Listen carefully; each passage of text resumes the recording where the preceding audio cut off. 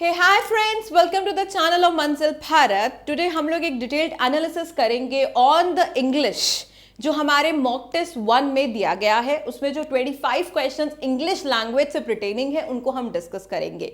जैसे कि आप जानते हैं मंजिल भारत ने 5 मॉक टेस्ट इशू किए थे। टेस्ट सीरीज 5 थी, उनमें से जो मॉक टेस्ट 1 है आज उसका डिटेल्ड एनालिसिस होगा, जो मैं सिर्फ इंग्लिश पार्ट को डिस्कस करूंगी। And where Shalu ma'am will deal with her part and Aakib sir will deal his part. ठीक है, before we start this video एक इंपॉर्टेंट सी चीज है जो I want to tell you कि जो करंट रीसेंट एग्जामिनेशन हुआ था संडे के दिन, उसमें से 3 ईडियम्स जो आए थे उस पेपर में से, वो ईडियम्स हम एक्चुअली आपको करवा चुके हैं अपनी वीडियो में।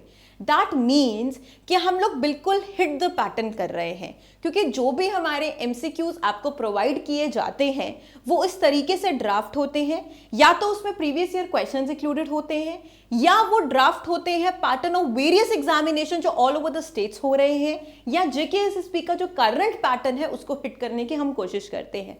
दैट इज वाई हमारे मैक्सिमम क्वेश्चंस एग्जामिनेशन के पैटर्न पर ही बेस्ड होते हैं। So it is very easy. So I am very obliged कि जो idioms में से हमारे 3 idioms तो निकल गए, that was useful to the student जिन्होंने अभी current examination दिया है। So let's start this video जिसमें हम 25 questions English पर discuss करेंगे। ठीक है, so पहला question है, would you recognize dash Pope और dash Queen of England? So कहीं ना कहीं यहाँ पर हम लोग एक डेफिनेट चीज की बात कर रहे हैं, और जब हम मेरे दोस्तों डेफिनेट चीज की बात करते हैं, एक पर्टिकुलर चीज की बात करते हैं, तो हम कौन सा आर्टिकल इस्तेमाल करते हैं? हम एक डेफिनेट आर्टिकल इस्तेमाल करते हैं। ठीक है, एक डेफिनेट आर्टिकल हम लोग इस्तेमाल करते हैं। और कौन सा है जो डेफिनेट आर्टिकल है? जब हमने आर्टिकल्स किया था तो हमने ये बोला था कि ये स्मॉल वर्ड्स होते हैं, और there are 2 types of article, एक होता है इंडेफिनेट, एक होता है डेफिनेट। यहां पर डेफिनेट पर्टिकुलर लोगों के बारे में बात हो रही है, तो यहां पे आर्टिकल कौन सा इस्तेमाल होगा? डेफिनेट। तो कौन सा है डेफिनेट आर्टिकल? क्या लगता है कौन सा ऑप्शन बिल्कुल करेक्ट है? Would you recognise dash pope और dash queen of England? So the correct answer to this particular question is C. Would you recognise the pope और द क्वीन ऑफ इंग्लैंड? एक पर्टिकुलर लोगों के बारे में बात की गई है, डेफिनेट लोगों के बारे में बात की गई है, तो हमने यहां पर डेफिनेट आर्टिकल का प्रयोग किया है, दैट इज द। ठीक है, so the option number C is the correct answer to this question. Let's go the next question. आप पहले खुद करने की कोशिश करिएगा, उसके बाद I give it the answer to this question. आपने क्लॉजेस तो हमने थ्योरेटिकली पढ़े, अभी यहां पर आपको आइडेंटिफाई करना है the type of clauses which is available. Question है, जो सेंटेंस है वो है, in case you fail you should start a business. तो अगर आप इस एग्जामिनेशन में या कोई भी एग्जामिनेशन में फेल होते हैं, you should focus on starting a business या एंटरप्रेन्योर बनने की आपको कोशिश करनी चाहिए। ठीक है, सो सेंटेंस ये है, राइट। हमें बताना है कि यहां पर क्लॉज कौन सा यूज होता है। तो क्लॉजेस के बारे में कुछ आइडिया है कि ये ग्रुप ऑफ वर्ड्स होते हैं जिनका अपना सब्जेक्ट होता है, अपना वर्ब होता है। There is a independent clause, there is a dependent clause, there is a relative clause, there is a conditional clause. तो क्या लगता है कि यहां पर कौन सा क्लॉज का इस्तेमाल हुआ है? सेंटेंस फिर से पढ़िएगा, in case you fail you should start a business. So कौन सा क्लॉज है मेरे दोस्तों जो यहां पर प्रयोग किया गया है, यूज किया गया है? Is it adverb clause of time? Is it adverb clause of place? क्या किसी वक्त के बारे में बताया है यहां पर? नहीं, तो मैं इसे एलिमिनेट कर दूं। ठीक है, adverb clause of place, क्या किसी प्लेस के बारे में बताया गया है? नहीं, तो ये भी एलिमिनेट हो गया। adverb clause of reason, क्या कोई रीजनेबिलिटी दी गई है कि why ऐसा हुआ, why you failed the examination, why you had to start the business? कोई रीजनेबिलिटी की बात हो रही है? नहीं, यहां पे एक कंडीशन है ना, एक कंडीशन दी गई है। If is what? अगर बारिश होगी तो तुम पकोड़े खाना, या अगर बारिश होगी तो तुम मसाले वाली चाय पीना। कंडीशन है ना कि अगर तुम एग्जाम में फेल हो गए तो तुम्हें सोचना चाहिए कि तुम्हें बिजनेस स्टार्ट करना चाहिए। तो यहां पर कंडीशन दी गई है, इन केस यू फेल। ठीक है, in case you fail, so यहां पर कंडीशन दी गई है, that is why we will use option number D is the right answer. So this is an adverb clause of condition, conditional clause है ये. चले आगे. Question number 3. The little information he had was not quite reliable. So बताइए कौन सा perfect article है जो इस sentence में use होगा. Dash little information जो उसके पास थी but वो reliable information नहीं थी. यहाँ पर जिस चीज के बारे में बात हो रही है, क्या वो चीज पर्टिकुलर है? हाँ है. क्या वो चीज डेफिनेट है? हाँ बिल्कुल डेफिनेट है. Articles, again we will repeat, there are two types of article. One is an indefinite article, other is the definite article. Rules को भूल जाइए. indefinite articles होते हैं जब हम randomly किसी चीज के बारे में बात करते हैं, और definite article होते हैं जब हम किसी चीज के बारे में एक पर्टिकुलर जो चीज होती है उसके बारे में बात करते हैं. तो एग्जैक्टली यहाँ पे पर्टिकुलर चीज के बारे में ही बात हो रही है कि जो इंफॉर्मेशन उसके पास है वो quite reliable, was not quite reliable, वो रिलायबल नहीं है, वो ट्रस्टवर्दी चीज नहीं है. सो हम एक डेफिनेट इंफॉर्मेशन की बात कर रहे हैं जो उसके पास है. तो यहां पर हम कौन सा आर्टिकल प्रयोग करेंगे मेरे दोस्तों? यहां पर हम प्रयोग करेंगे option number C, that the will be used over here. ठीक है, समझ आई? चलो क्वेश्चन नंबर 4 पर जाओ. अटेम्प्ट करने की कोशिश करो. फ्रेज को आइडेंटिफाई करोगे. Just a minute. Phrase identify करना है. फ्रेज क्या होता है? Phrase are the group of words जिसका सब्जेक्ट हो सकता है, वर्ब हो सकता है, डेफिनेट चीज नहीं है. either it can have a subject, either it can have a verb, or either it can, there won't be, दोनों में से कोई भी चीज नहीं होगी, उसे हम फ्रेज कहते हैं. राइट नाउ पहले तो बताओ, we are planning to complete our project by the end of March. ठीक है, तो कौन सा फ्रेज है जो यहां पर इस्तेमाल हुआ है? किस चीज की इंफॉर्मेशन दे रहा है और क्या इस्तेमाल हुआ है? Is it a noun phrase, adjective phrase, या एडवर्ब फ्रेज, या none of the above? Phrase है ये, by the end of the march. Now you have to tell me कि which type of phrase is it? Noun, adjective, adverb, या none of the above? So क्या लगता है कौन सा option correct है इसके लिए? फोर्थ सेंटेंस का कौन सा ऑप्शन करेक्ट है? That is the option number C. Adverb phrase is the right answer to this question.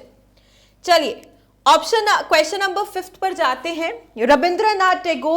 Rabindranath Tagore की एक किताब के बारे में भी बात कर लेते हैं. रविंद्रनाथ टैगोर की जरा किताब के बारे में बात करिएगा. हमने कल ही पढ़ा है बुक्स एंड ऑथर्स, और बुक्स एंड ऑथर्स की वीडियो के नीचे मैं वो देख रही थी कमेंट्स कि चाणक्य ने अर्थशास्त्र लिखी है. तो मेरे दोस्तों कौटिल्य किसका नाम था? चाणक्य. तो पहले इंफॉर्मेशन चेक क्यों नहीं कर लेते? कौटिल्य ही चाणक्य का नाम था और अर्थशास्त्र उन्होंने ही लिखी थी. ठीक है, विष्णुगुप्ता चाणक्य का नाम है, कौटिल्य भी चाणक्य का नाम है, जो मौर्यन एम्पायर के टाइम पर थे. ठीक है, जिन्होंने ये नीति, चाणक्य नीति जो है उन्होंने ये डिवाइस की है. तो अर्थशास्त्र उन्होंने ही लिखी है. Right, and the other question was that कि इंडिया विंस फ्रीडम, है ना? सो वो हमारे अबुल कलाम आजाद ने लिखी है, जो आईएनसी के यंगेस्ट हमारे प्रेसिडेंट थे 35 इयर्स की एज में, और जो 6 साल तक आईएनसी के प्रेसिडेंट लिखे हैं, ये किताब उन्होंने ही लिखी है. चले इस क्वेश्चन पर अगर मैं बात करूं रविंद्रनाथ टैगोर की, जरा फटाफट से मुझे एक किताब कमेंट सेक्शन में बताना कि कौन सी किताब है जो रविंद्रनाथ टैगोर ने लिखी है और जो हमने कल ही बुक्स एंड ऑथर्स में डिस्कस की है. ये हमें पता है कि रविंद्रनाथ टैगोर ने कंपोज क्या किया है? National anthem of India, that is Jana Gana Mana, and national anthem of Bangladesh, that is Amar Sonar Bangla. So किताब का जो नाम है वो आप मुझे कमेंट सेक्शन पे बताएंगे. यहां पे आंसर देने की कोशिश करिए. कौन सा सूटेबल आर्टिकल है मेरे दोस्तों जो 5th क्वेश्चन में लगेगा? Rabindranath Tagore was awarded dash Nobel prize. Oscar, Nobel, Booker, इनके साथ कौन सा आर्टिकल लगता है? Article the. Option number C is the right answer to this question. ठीक है, सो सी आप चूज करेंगे इस सेंटेंस के लिए. क्वेश्चन नंबर 6 पर जाइए. आर्टिकल्स पर ही बेस्ड है. 1999 में Suresh road dash report of his laboratory experiments presented it at dash medical meetings and had it printed in dash medical journal. So क्या लगता है कौन से suitable articles हैं जो इसमें इस्तेमाल हो सकते हैं? पहले आप खुद अटेम्प्ट करने की कोशिश करिए, then I'll tell you the right answer to this question. So you can take a moment and try to answer it. In 1999, Suresh wrote a report of his laboratory experiments, presented it at a medical meeting and had it printed in no article will be used in medical journal. So option number D is the right answer. To kudos to those जिन्होंने इसको rightly answer किया है. चलिए question number 7 पर जाते हैं. Dash common sense is dash virtue. So क्या लगता है कौन से suitable articles हैं जो हम इस sentence में मेरे दोस्तों इस्तेमाल कर सकते हैं? Dash common sense is dash virtue. Try करो अटेम्प्ट करने के लिए, then I give the right answer to this sentence. So यहां पर आप कोई आर्टिकल का प्रयोग नहीं करेंगे, बट डेफिनेटली यहां पर आप ए का प्रयोग करेंगे. सो ऑप्शन नंबर बी यहां पर राइट आंसर हो जाता है. चलिए क्वेश्चन नंबर 8 पर. My college is farther than dash. मेरा कॉलेज उसके कॉलेज से फादर मतलब दूर है, तो फादर को क्या क्या लिखेंगे? क्या सूटेबल यहां पर हम यहां पर कौन सा सूटेबल आंसर होगा? My college is farther than hers, ये वाला हर्स. ठीक है, उसके कॉलेज से मेरा कॉलेज दूर है. So option number C is the right answer. चले क्वेश्चन नंबर 9 पर जाएं. रीड करें सेंटेंस और बताएं कि एरर है क्या कोई सेंटेंस में, और अगर एरर नहीं है तो हम नो एरर वाला ऑप्शन को चूज करेंगे. तो देखते हैं कि कौन कौन से पार्ट में क्या कोई एरर है. ए जो है पार्ट ऑफ द सेंटेंस जिसका है due to the absence of any witness और एविडेंस, क्या इसमें कोई एरर आपको दिख रही है मेरे दोस्तों? You can take a moment and try to answer it. क्या इसमें कोई एरर है? नहीं है, इस पार्ट में कोई एरर नहीं है. बी पर जाइए. नीदर ऑफ द, क्या इसमें कोई एरर है? रुके, अभी इसका आंसर देते हैं. 5 एक्यूज्ड, ये बिल्कुल करेक्ट है, इसमें भी कोई एरर नहीं है. कुड बी कन्विक्टेड, ये भी बिल्कुल करेक्ट है, इसमें भी कोई एरर नहीं है.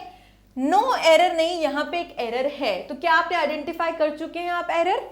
Due to the absence of any witness और एविडेंस, नीदर की जगह मेरे दोस्तों नन इस्तेमाल होता है. सो आपके बी पार्ट में एरर है. ठीक है, ये याद रखिएगा, जो नीदर वर्ड होता है ना मेरे दोस्तों, वो दो के बीच में इस्तेमाल होता है.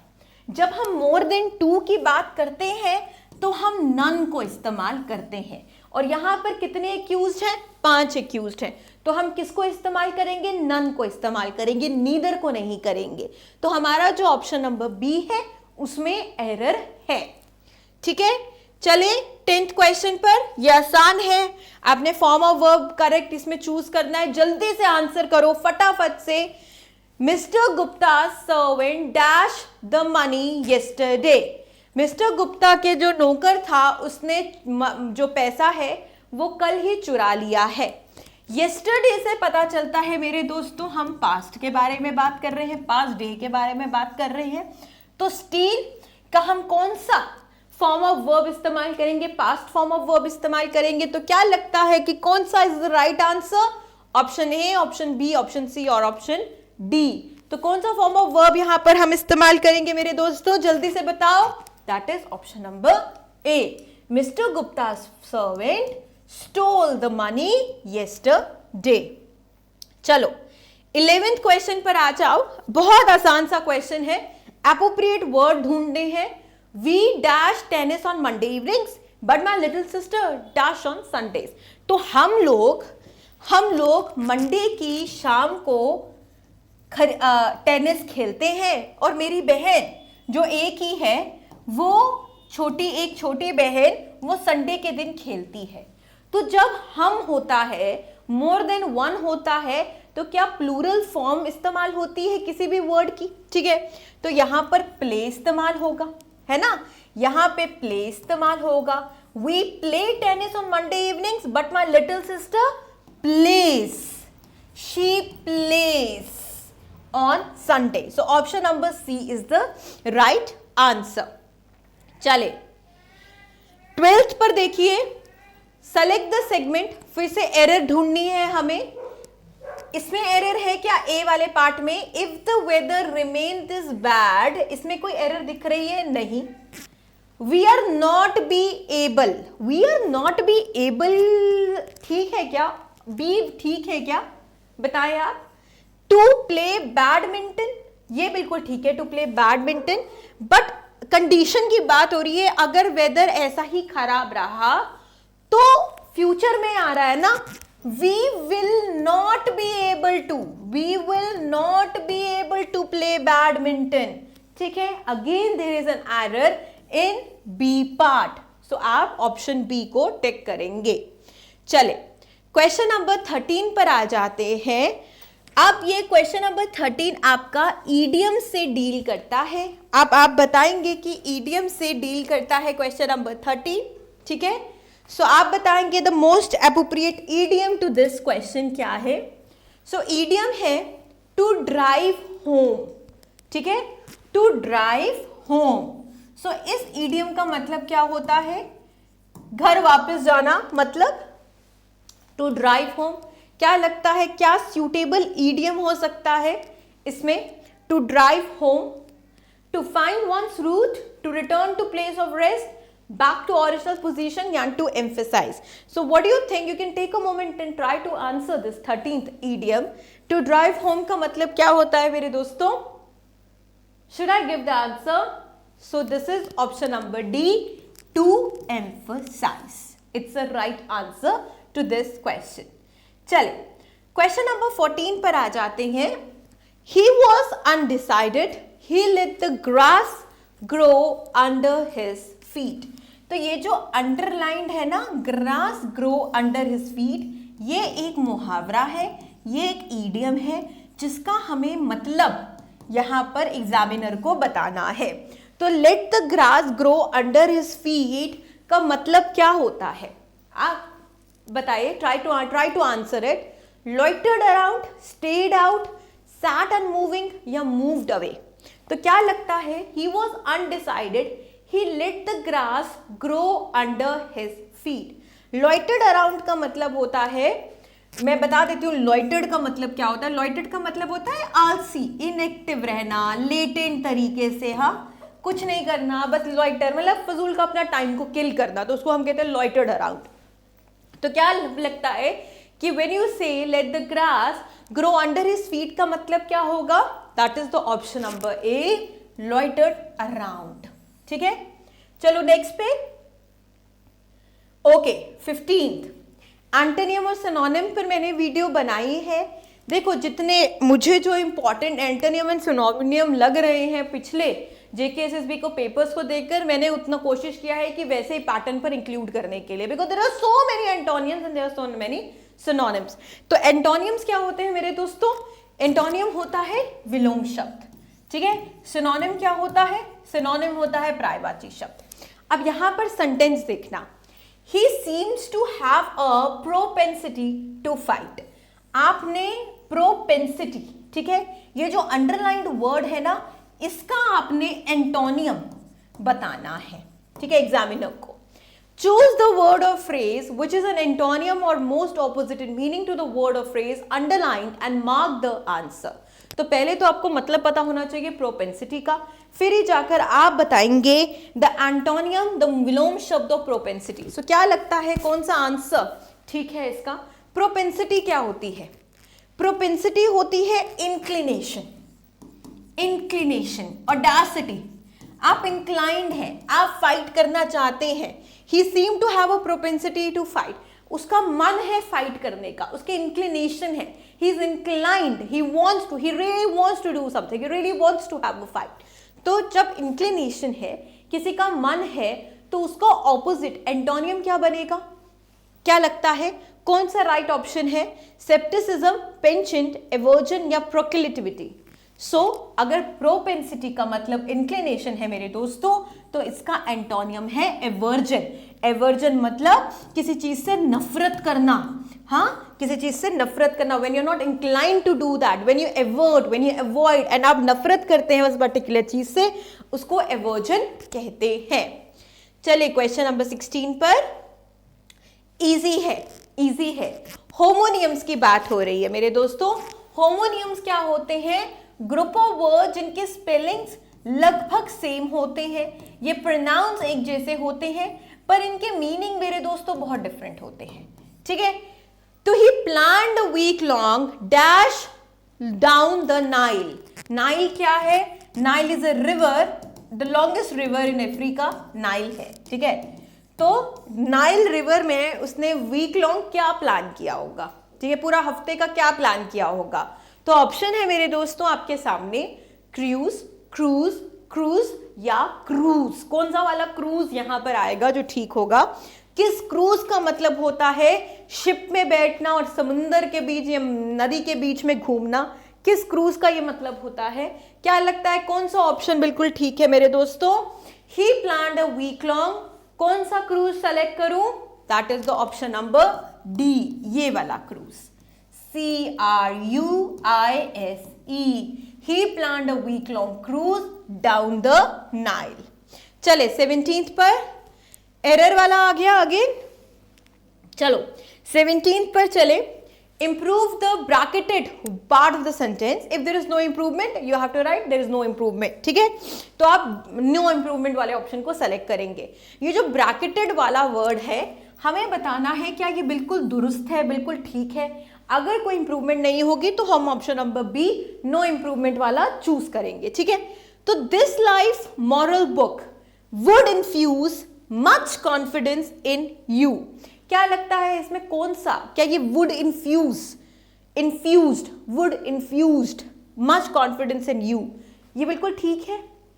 आप टाइम थोड़ा सा मोमेंट ले लीजिए and try to answer it. क्या इसमें करेक्शन हो सकती है? दिस लाइफ मॉरल बुक,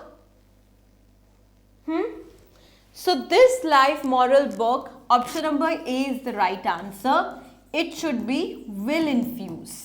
ये जो मॉरल बुक है ये इन्फ्यूज करेगी कॉन्फिडेंस इन यू। पास्ट की बात ही नहीं हो रही है, फ्यूचर की बात हो रही है। जब तुम किताब पढ़ोगे तो ये किताब तुम में जागरूकता पैदा करेगी, कॉन्फिडेंस पैदा करेगी। तो जब हम फ्यूचर की बात कर रहे हैं तब हम विल इन्फ्यूज करेंगे, ठीक है। फ्यूचर एक सॉर्ट ऑफ मतलब विल इन्फ्यूज आएगा इसमें। चलिए ऑप्शन क्वेश्चन नंबर 18 पर आ जाइए मेरे दोस्तों। Just a minute. Okay, so question number 18 आपके सामने है। फिर से सिनोनिम ढूंढना है किस अल्फाज का? क्यूसेंट। देख लेना, ये JKSSB का प्रीवियस ईयर क्वेश्चन होगा जहां से ये लिया गया है, ठीक है। ये रैंडम सिनोनिम होगा ही नहीं। So find the synonym of the following word quotient.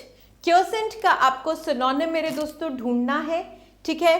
Synonym क्या होता है मैं फिर से बता दूं, सिनोनिम होते हैं पर्यायवाची शब्द। जैसे कि सिनोनिम, जैसे कि हमने पहले भी डिस्कस किया था ना, जैसे कि हो गया जॉय, हैप्पी, है ना, ठीक है। जैसे कि जॉय, हैप्पी हो गया, लाइक दीज। मतलब इनके स्पेलिंग डिफरेंट हो सकते हैं, प्रोनाउंसिएशन डिफरेंट है, पर इनके मतलब एक दूसरे से काफी क्लोजेस्ट हो सकते हैं।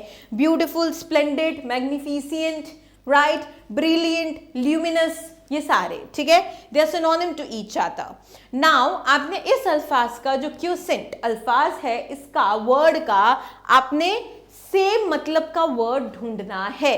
एनर्जेटिक क्यूसेंट का मतलब है नहीं, क्रिटिक क्यूसेंट का मतलब है नहीं, एक्टिव क्यूसेंट का मतलब है नहीं। क्यूसेंट का मतलब क्या होता है? आलसी, आलसी, लेटेंट, ठीक है, वो होता है क्यूसेंट का मतलब। तो कौन सा एप्रोप्रिएट सिनोनिम है जो हम इस्तेमाल करेंगे? That is option number C, inactive is the right word.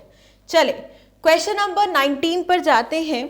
Find the synonym of the following word quirk. आप मुझे क्वर्क का आपने फॉलोइंग वर्ड का synonym, again you have to find the synonym of these word.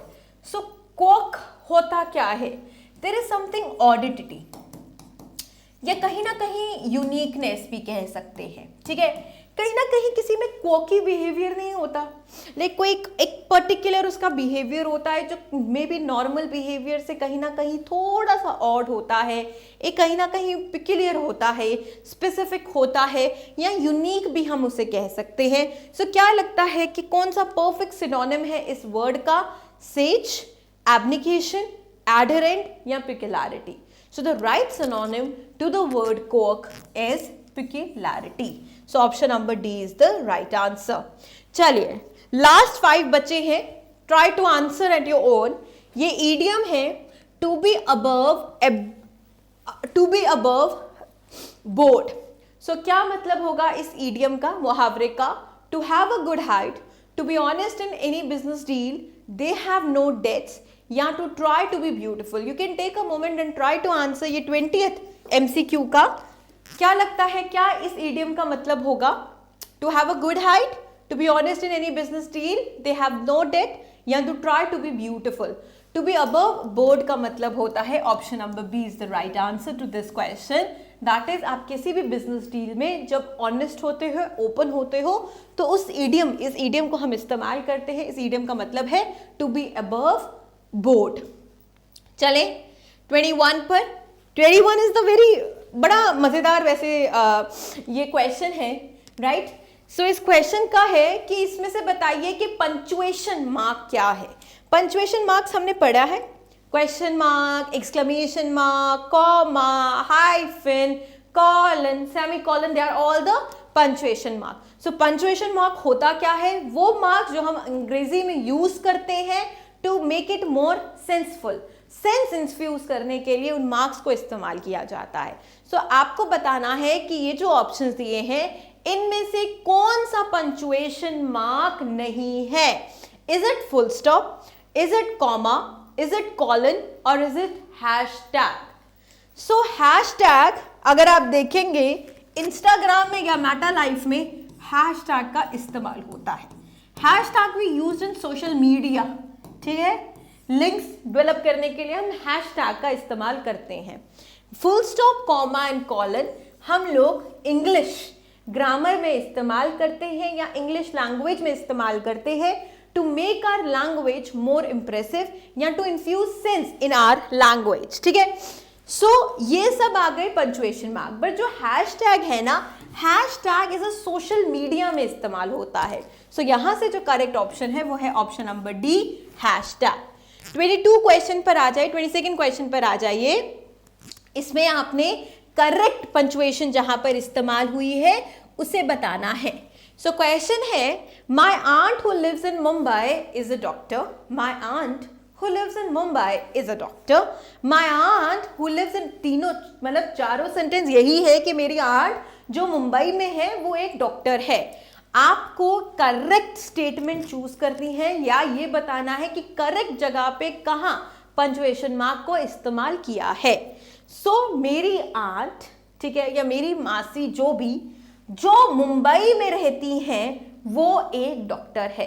सो क्या लगता है कौन सा ऑप्शन यहां पर बिल्कुल ठीक है?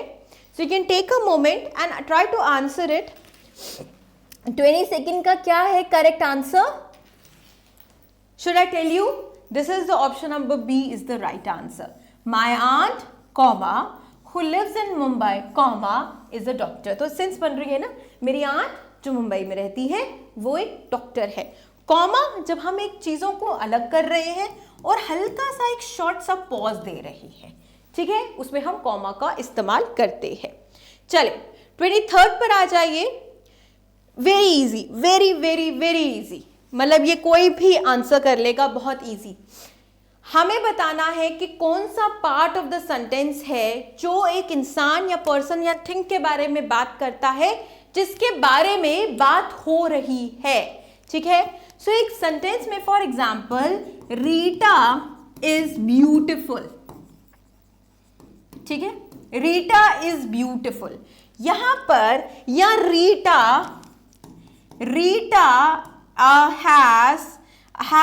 हैज लॉन्ग हेयर, ठीक है। यहां पर जो रीटा है वो क्या है? पार्ट ऑफ सेंटेंस में जब हम किसी व्यक्ति या किसी चीज के बारे में बात कर रहे होते हैं उसे हम पार्ट ऑफ द सेंटेंस में क्या कहते हैं। तो यहां पर जो रीटा है वो क्या है इस सेंटेंस का? Is it predicate, is it subject, is it phrase और इज इट क्लॉज? तो क्या है यहाँ पे Rita? Rita is the subject. Option number B is the right answer because we are talking about Rita. तो जिसके बारे में बात होती है, चाहे वो व्यक्ति होता है या चाहे कोई चीज होती है, जिसके बारे में बात होती है उसे हम सब्जेक्ट कहते हैं। Let's go to the option number 24th, sorry. Question number 24th. Filling the blank with an adjective clause. Clause और phrase में difference है मेरे दोस्तों। Clause यहां पर रखना है। Clause क्या होता है? Group of word जिसका subject भी होगा, verb भी होगा। The cricket has dash is mine. चलिए जल्दी से आंसर करने की कोशिश करिए। A है, हो सकता है क्या? With a broken handle. B हो सकता है which has a broken handle. C हो सकता है and a broken handle, या D होगा with a broke handle। पहले तो C को एलिमिनेट कर लो, D को भी एलिमिनेट कर लो। A और C, B के बीच में कंफ्यूजन हो सकती है, पर क्लॉज है, सुटेबल क्लॉज बताना है। एडजेक्टिव क्या होता है? जो हमें विशेषता बताते हैं नाउन के बारे में, उसे हम एडजेक्टिव कहते हैं। यहां पर विशेषता बताएगा पर इसका अपना सब्जेक्ट होगा और अपना वर्ब होगा। तो the cricket bat which has a broken handle is mine. This is the adjective clause over here जो हमें यूज करना है मेरे दोस्तों। चलिए लास्ट क्वेश्चन पर जाते हुए, चूज द करेक्ट स्टेटमेंट। अब बताइए कौन सा स्टेटमेंट करेक्ट है जिसकी सेंस बन रही है? I'll write a letter when I will reach Mumbai. I'll write a letter when I reach Mumbai. I will write a letter as I reach Mumbai, या I will write a letter when I shall reach Mumbai. तो कौन सा correct statement है इसका? क्या लगता है कौन सा करेक्ट स्टेटमेंट है? You can just try to answer it. Is it I write a letter when I will reach Mumbai, या I will write a letter when I reach Mumbai? So option number B is the correct answer. I will write a letter when I reach Mumbai. मैं तब लिखूंगा जब मैं मुंबई पहुंच जाऊंगा, तब मैं लेटर लिखूंगा। So with this हमने जो मॉक टेस्ट 1 था उसमें जो इंग्लिश पार्ट के 25 MCQs थे वो हमने डिटेल्ड एनालिसिस डिस्कस किए हैं। ठीक है, इससे हमारा एक तो प्रैक्टिस भी हो गई और वो डिटेल्ड एनालिसिस भी प्रोवाइड हो गया। सो आई होप ये वीडियो आप लोगों के लिए हेल्पफुल है। Till then take care and bye bye.